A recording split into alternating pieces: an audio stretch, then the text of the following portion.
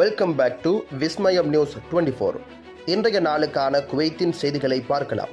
செய்திகளுக்குள் செல்ல முன் எமது சேனலை சப்ஸ்கிரைப் செய்து கூடவே நோட்டிஃபிகேஷனையும் ஆன் செய்து வைத்துக் கொள்ளுங்கள். நாங்கள் பதிவிடும் வீடியோக்களை தவறாமல் பார்க்க முடியும்.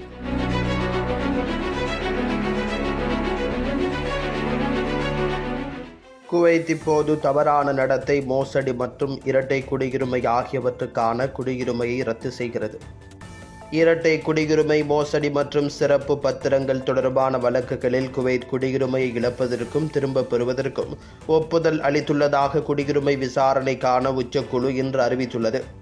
இந்த குழு முதல் துணை பிரதமரும் உள்துறை அமைச்சருமான ஷேக் ஃபகத் அல் யூசுப் தலைமையில் கூடியிருக்கிறது.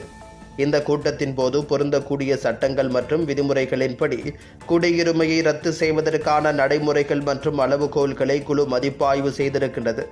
பத்திரிகைகளுக்கு அளித்த அறிக்கையில் அமைச்சரவை குழுவிடம் சமர்ப்பிப்பிற்காக அந்த முடிவுகள் இறுதி செய்யப்பட்டு வருவதாக குழு தெளிவுபடுத்தியிருக்கிறது. குறிப்பிட்ட வழக்குகளில் பின்வருவன அடங்குகின்றது. இரட்டை குடியுரிமை காரணமாக குவைத் குடியுரிமை இழப்பு. சட்டப்பூர்வ தேவைகளுக்கு இணங்காமல் வேறொரு நாட்டின் குடியுரிமையை வைத்திருக்கும் நபர்களின் குவைத் குடியுரிமை ரத்து செய்யப்படலாம். இயற்கை மயமாக்கல் செயல்பாட்டின் போது மோசடி ஆவணங்கள் அல்லது தவறான தகவல்களை உள்ளடக்கிய வழக்குகள், போலியான அல்லது தவறான அறிக்கைகள் காரணமாக குடியுரிமை திரும்ப பெறப்படும். செயல்கள் அல்லது நடத்தை மாநில அல்லது பொது ஒழுங்கின் நலன்களுக்கு முரணானதாக கருதப்படும் வழக்குகள், தவறான நடத்தைக்காக குடியுரிமை திரும்ப பெறப்படும். இந்த நடவடிக்கைகள் குடியுரிமை சட்டங்களின் ஒருமைப்பாட்டை நிலைநிறுத்துவதையும் குவைத் குடியுரிமை நாட்டின் சட்ட மற்றும் நெறிமுறை தரநிலைகளுக்கு ஏற்ப நடத்தப்படுவதை உறுதி செய்வதையும் நோக்கமாக கொண்டுள்ளன என்று குழு வலியுறுத்தியிருக்கின்றது.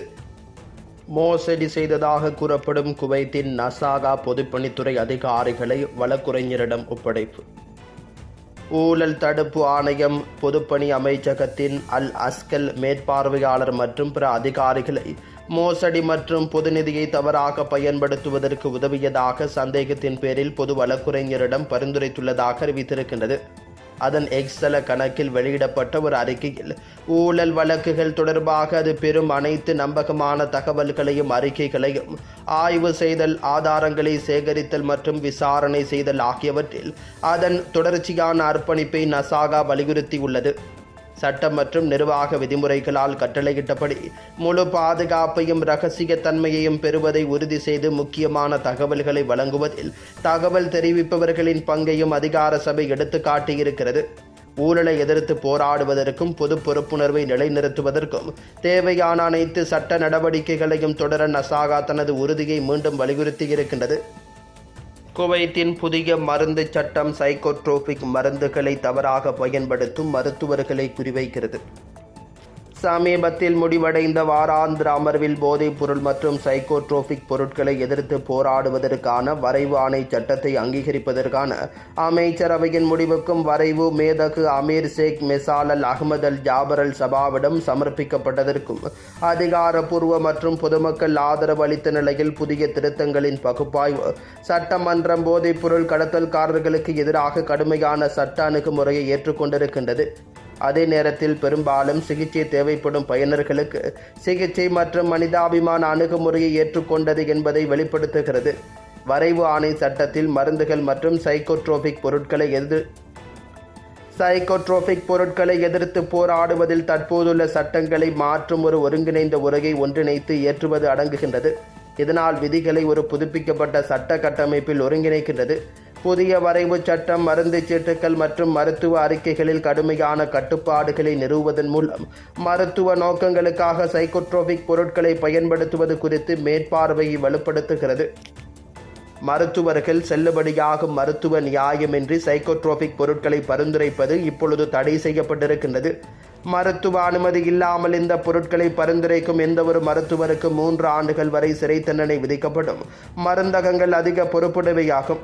இந்த பொருட்களை பாதுகாக்க தவறினால் 1,00,000 குவைத் தீனார்கள் வரை அபராதம் மற்றும் 5 ஆண்டுகள் வரை மூடப்படும் வாய்ப்புள்ளதாகவும் தெரிவிக்கப்படுகின்றது. குவைத்தில் இன்றைய தினம் தங்கத்தின் பெறுமதிகளை பார்க்கலாம். 24 கேரட் ஒரு கிராம் ஒன்றின் தங்கத்தின் பெறுமதி 39.51 குவைத் தீனார்கள் ஆகும். 22 கேரட் ஒரு கிராம் ஒன்றின் தங்கத்தின் பெறுமதி 36.23 குவைத் தீனார்கள் ஆகும். 21 கேரட் 1 கிராம் ஒன்றின் தங்கத்தின் பெறுமதி 34.57 குவைத் தீனார்கள் ஆகும். 18 கேரட் 1 கிராம் ஒன்றின் தங்கத்தின் பெறுமதி 29.63 குவைத் தீனார்கள் ஆகும். குவைத்தின் இன்றைய நாணய மாற்று விகிதங்களை பார்க்கலாம். ஒரு குவைத் தீனார் ஒன்றின் இந்திய பெறுமதி 289.03 இந்தியன் ரூபாய்கள் ஆகும். ஒரு குவைத் தீனார் ஒன்றின் இலங்கை பெறுமதி 992.36 இலங்கை ரூபாய்கள் ஆகும். ஒரு குவைத் தீனார் ஒன்றின் பங்களாதேசி பெறுமதி 398.45 பங்களாதேசி டகாஸ் ஆகும். Welcome to Metro Medical Care. Your health is our concern.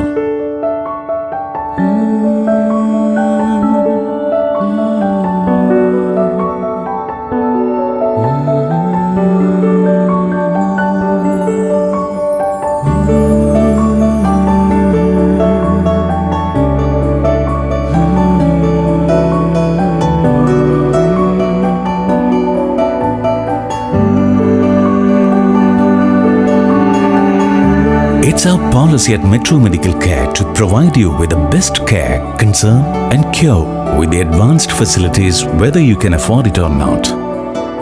The smile on your faces and the healthy life you regain, that's the greatest reward for Metro Medical Care. Metro Medical Group. The care, the concern, the cure. Kuwait, UAE.